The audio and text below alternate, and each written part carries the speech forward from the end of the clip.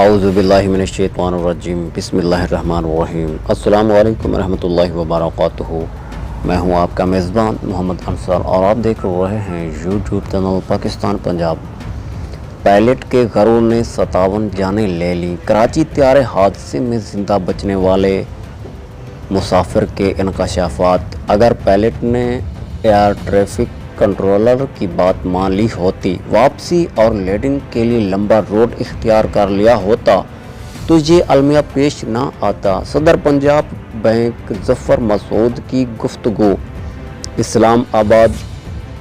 تازہ ترین خبر 8 مارچ 2021 22 مئی 2020 کے PIA کے طیارے کے حادثے میں بچ جانے والے 2 افراد میں سے ایک بینک آف پاکستان کے چیف ایگزیکٹو آفیسر ظفر مسعود کا کہنا ہے کہ اگر پائلٹ نے ایئر ٹریفک کنٹرولر کی بات مان لی ہوتی، واپسی اور لینڈنگ کے لیے لمبا روٹ اختیار کر لیا ہوتا تو یہ المیہ پیش نہ آتا۔ جنگ اخبار کی رپورٹ کے مطابق انہوں نے مزید کہا ہے کہ میرا خیال ہے کہ اللہ نے فیصلہ کر لیا ہوگا کہ یہ میرے جانے کا وقت نہیں اور میں زندہ بچ جاؤں گا۔ حادثے کے بعد زندگی کے بارے میں میرا تصور بدل گیا۔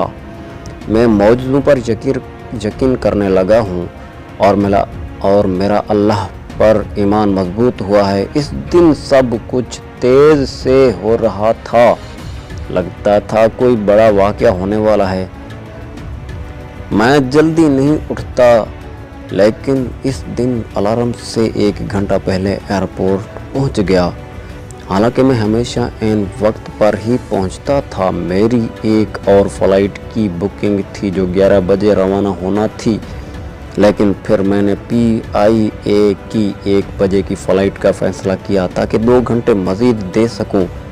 میں دیر تک سوئے رہنے کی عادت کی وجہ سے بدنام ہوں۔